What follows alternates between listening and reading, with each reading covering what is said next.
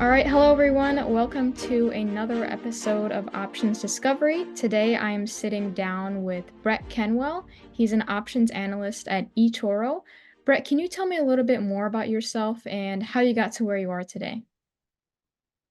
Yeah, I'm not sure how far back you want me to go with that, but I'll go back through the archives just a tad.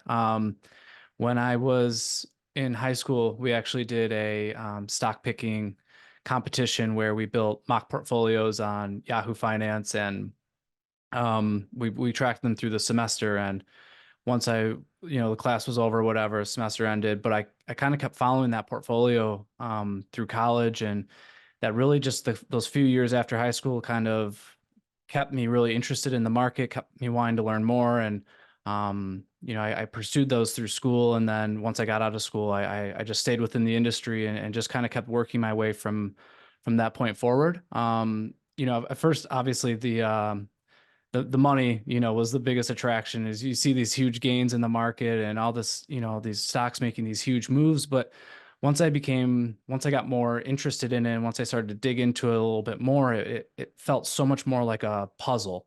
It was this game where, you know, as much as you don't want to gamify the stock market necessarily, it felt kind of like it had game-like components to it. It was like a puzzle, and I just wanted to always solve it. And as I've gotten into it more, I realize it's not really a puzzle that can be solved. It's there's always like a missing piece to the puzzle. But it's one of those things. It's fun.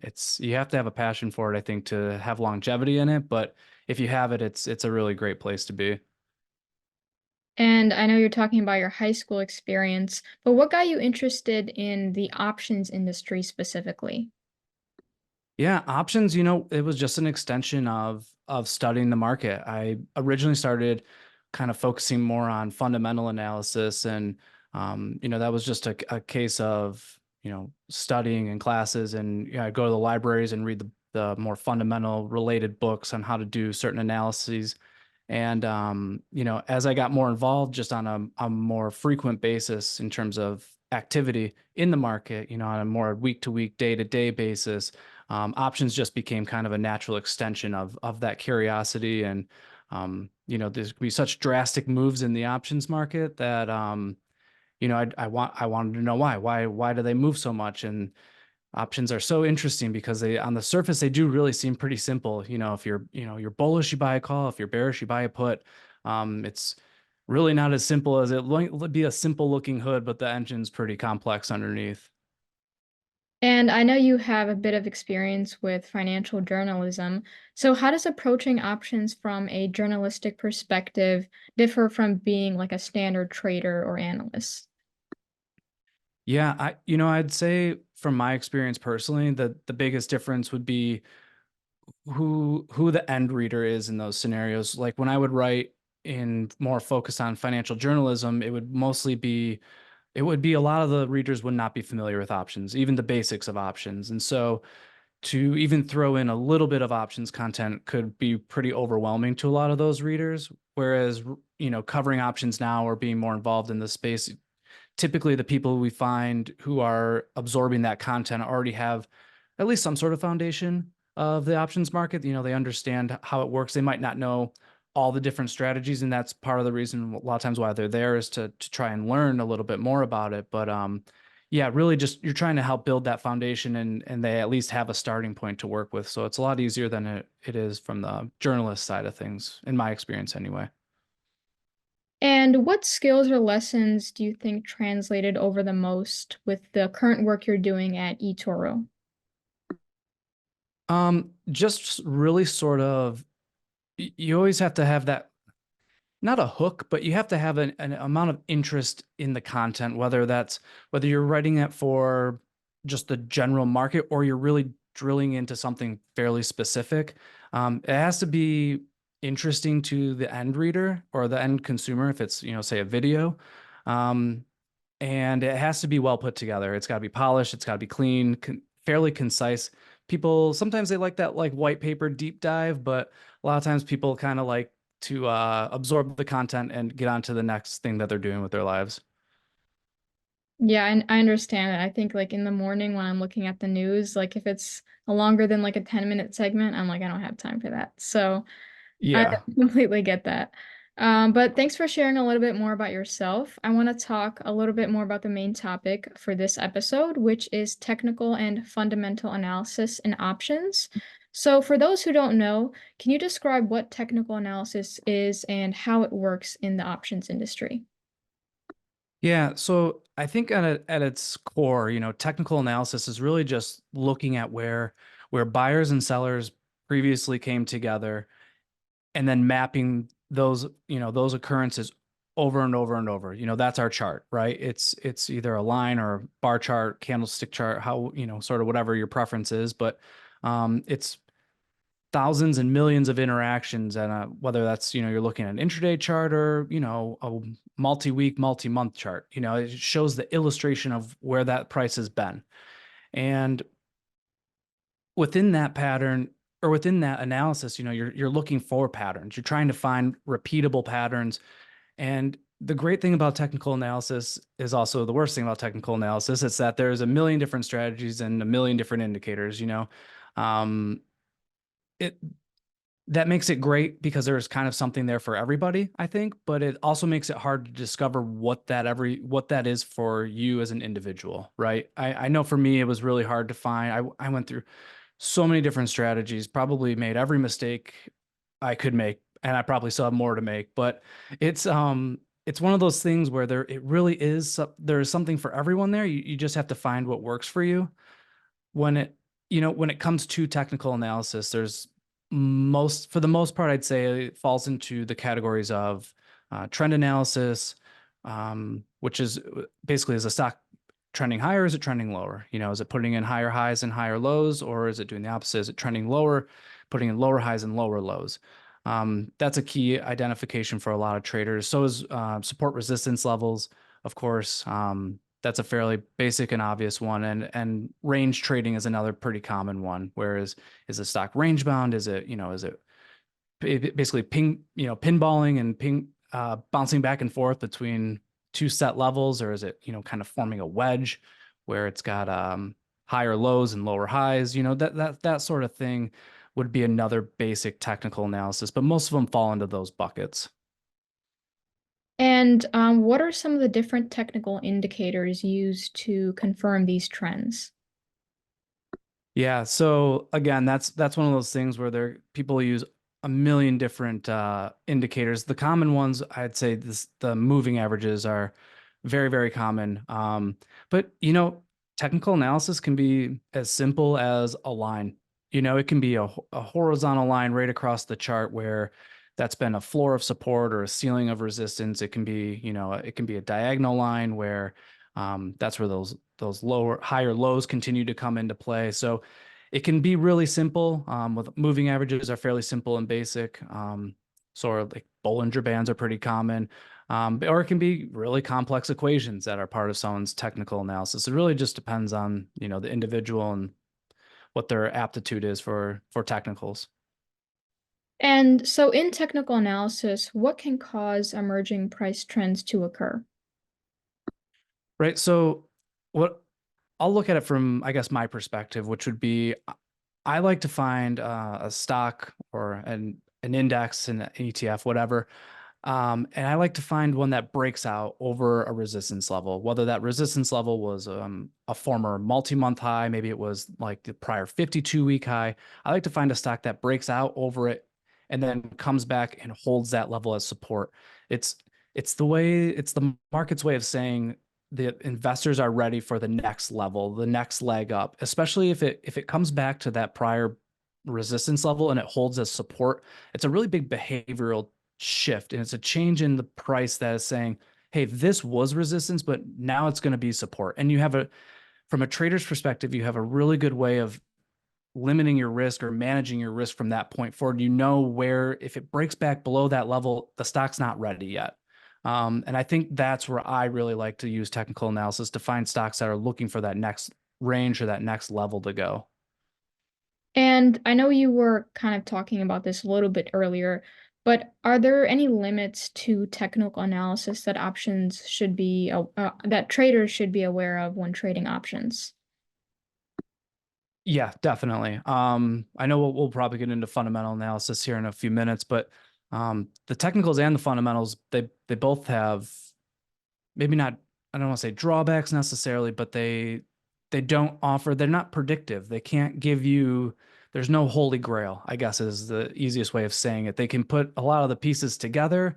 Um, but it really boils down to, finding that repeatable pattern and then, seeing how it plays out. You just most of the time going into a scenario, you don't know if it's going to work or not. You just know that the probabilities are lined up in a certain way that you're willing to take the risk.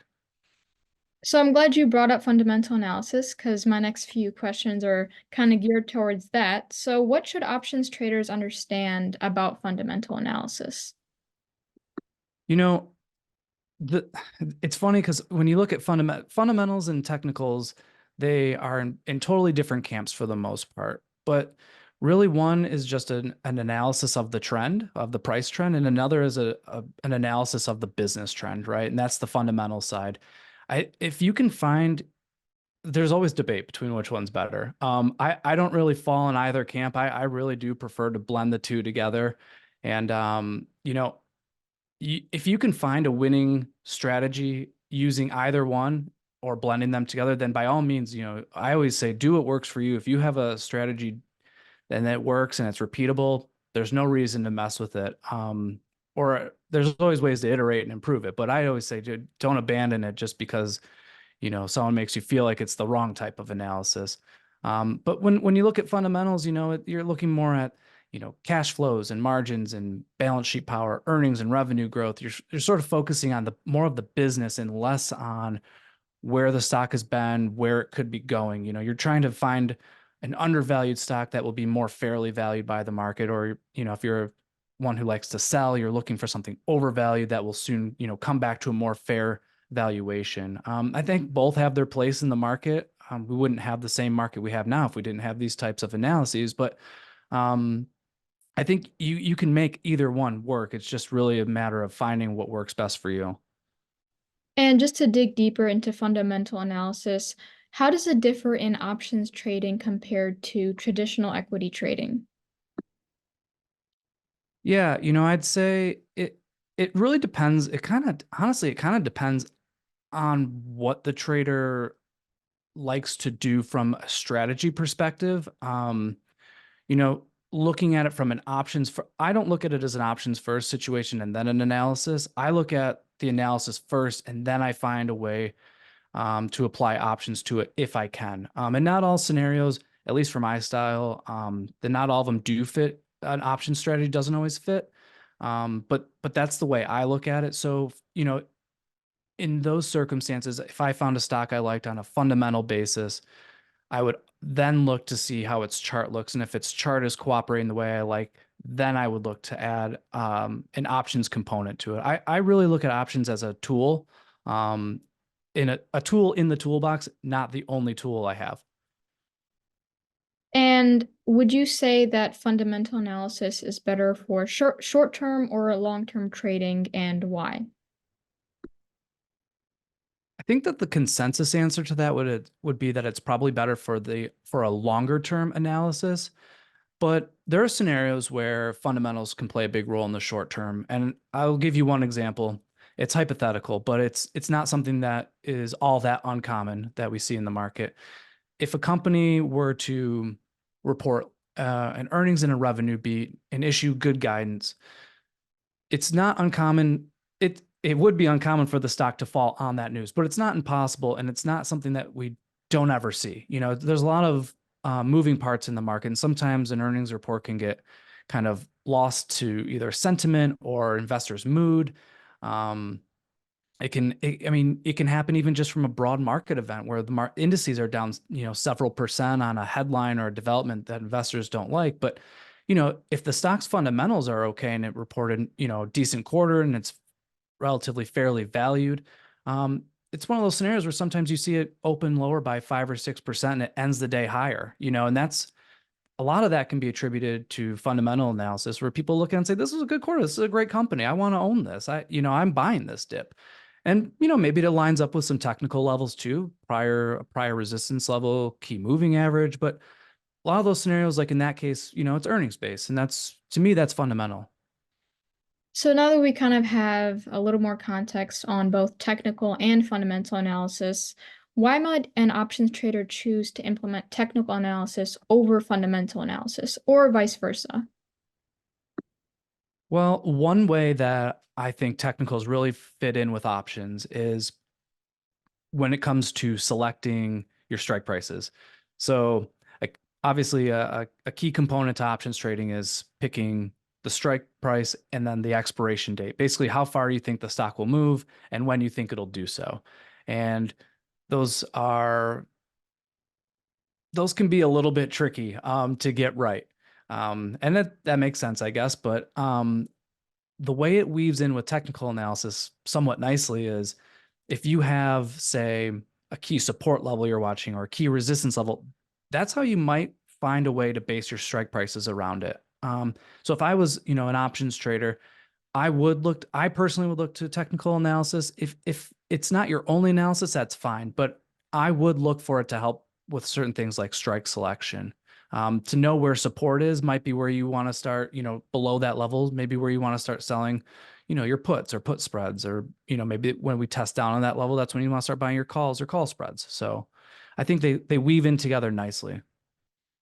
Yeah, and just to kind of go off of what you were saying, what are some option strategies or positions that you think work pretty well with technical analysis? Yeah, I mean that really depends on what type of trader the person is. If I guess the big question would be what their strategy is based on. Or if you're trading a trend, like an uptrend, I personally would be more of a call buyer. If you're seeing the stock pull back into those key support levels, you could be a put spread or a put seller, a put spread seller, and collecting those credits. Um, there's nothing wrong with doing that on the uptrends either. That just really comes down to, trader's choice, trader's perspective. Um, the other option would be, if it was a range bound type of stock, that might be a scenario where now volatility starts to play a role and selling some of the, you could sell spreads on both sides or, calls and puts and try to really maximize the credit you collect. So it really depends on what type of trader you are. For me, I am looking more for trends, uptrends or downtrends. And I do base most of my trading, my options positioning around those types of scenarios.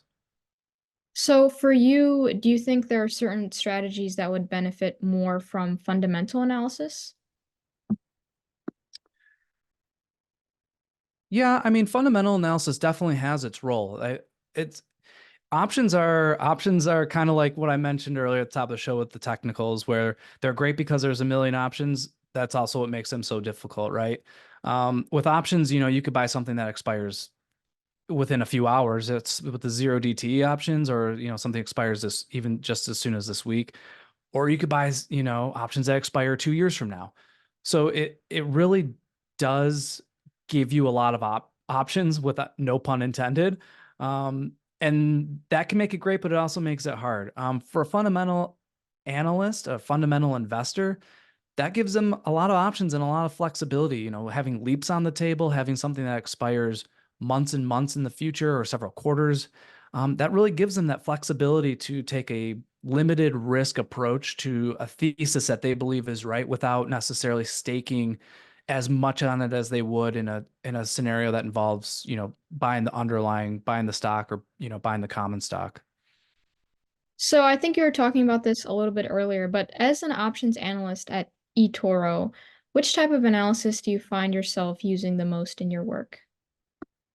Yeah, I will tell you, with my type of style, I'm a very simple trader. I do not do super complex work, super complex strategies. It doesn't fit my personality. I think a lot of traders are always kind of seeking, especially younger traders, are seeking this sort of holy grail, thinking that there is an algorithm, something that exists that they can latch onto that'll be a little money printer for them.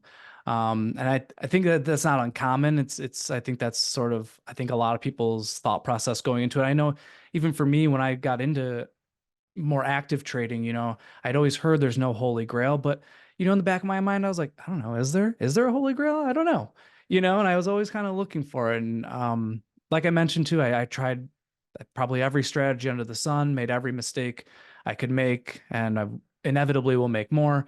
But I like to keep it simple. I do blend them together.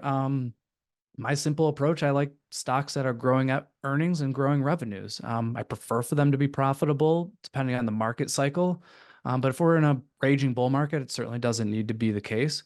I do like to see the top and bottom line growing. Those tend to be stocks that are in demand on the fundamental side. And then on the technical side, I like to see stocks making new highs and putting in higher lows, breaking out to either new highs or at least holding the prior highs as support.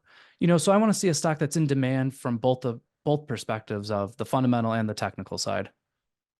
And just to go along with that, do you have any recent examples of how you use technical or fundamental analysis in your work?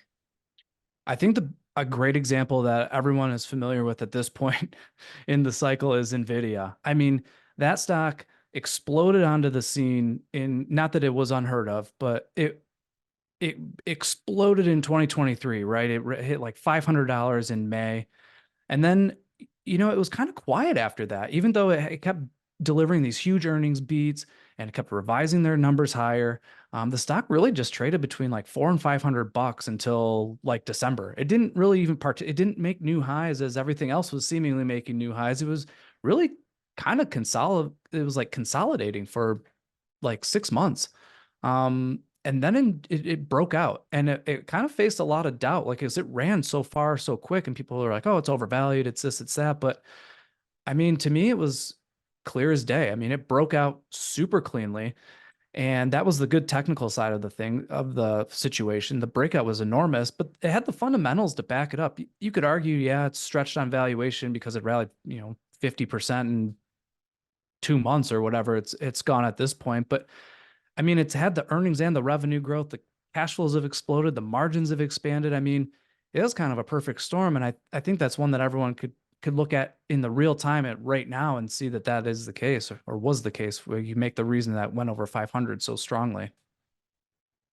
I think it's funny that you mentioned NVIDIA actually, because last semester I think our class convinced our professor to buy NVIDIA just for fun and then see if it like exploded. I don't think she made a huge return on it, but that's besides the point. So was That's there a a bummer. time, yeah, was there a time where you wished you had used one type of an analysis over the other? Specific moment in time, it's hard to say, honestly. Because I have kind of ebbed and flowed between the two before ultimately marrying them together. It's hard to say that there's a specific incident. One moment that did kind of catch me off guard was the end of the last bull market where the Nasdaq topped out in, I think it was November 2021, might have been December, but the S&P didn't end up topping out until like the first or second day of 2022. And so that was the end of the last bull market. And going back through the work, which I think is an important part for any investor, any trader, go back and see what you missed, see what you could have improved on.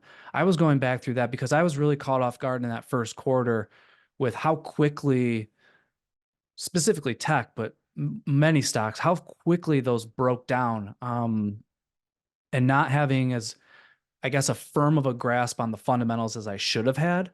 And going back through the work really reiterated to me how important it was. So easy to lose sight of that in the run up of the bull market, especially that last, call it the last year, basically all of 2021. And I don't get into highly speculative situations. Like I didn't really participate like in the GameStop thing, or any, things like that. It wasn't not like penny stocks or whatever, but it's easy to lose sight of the fundamentals when the stocks are going up so much so quickly. And I think it was important for me to be reminded that they both play a role. You have to be aware of both sides of that equation. Well, that's the main questions that I had for you today about technical and fundamental analysis. I have a few final questions just to wrap up our conversation. Yeah. So, what are some of the most important lessons you've learned while working with derivatives in your career? Risk management is so critical. That's probably an answer that seems a little vanilla, just because so many people will probably say that. But it really is true. If you wanted to go a step further, I'd say position size is really, really key. Um, just to know what can happen when things go wrong with derivatives is really not to make another financial pun, but really pays dividends. I mean, if you're long the options, it's one thing because then you kind of know your max risk. But when you're short the options and that risk can balloon really, really quickly, even on high quality names, I've been thankfully not short options in it, but I've been long via like calls or common stock in great companies that just had unfortunate situations come out of the blue. I'm talking, pre-announced negative earnings that was not expected. It was just randomly after the close and you're looking at down, 10, 12, 15%. Scenarios like that happen more often than I think traders and investors would like for it to happen. And if you happen to be long calls and too big a size, or if you're short, say puts against a big fall, you could be looking at really catastrophic losses, something that wipes out a quarter's worth of profits, a year's worth of profits. In some cases, it could blow up an entire account. So it really pays to note before you go into each situation, each trade. It's really, really key. I use a little position calculator I made on a spreadsheet, and it takes just a minute just to figure out what your position size should really be. And, um, of course, if you're short options, it's a little harder because you have to kind of look at worst case scenarios, um, which isn't always the most realistic thing to do. Because, if you were short spy puts, technically, the worst case, the spy goes to zero, but that's not a very realistic outcome to price in. So you have to kind of use some common sense with it, but it just, yeah, please, please, please, mind your risk would be my biggest piece of advice. And you may be familiar with the show, but every week we choose a different topic. So, do you have any recommendations of a topic that maybe we could cover to learn more about options? Yeah, I think there are a couple fun things that I'm kind of an options nerd, so of course I think they're fun, but um a couple fun ones if we wanted to stick with the risk theme. One way would be we always hear, like you just heard from me, how risky options can be.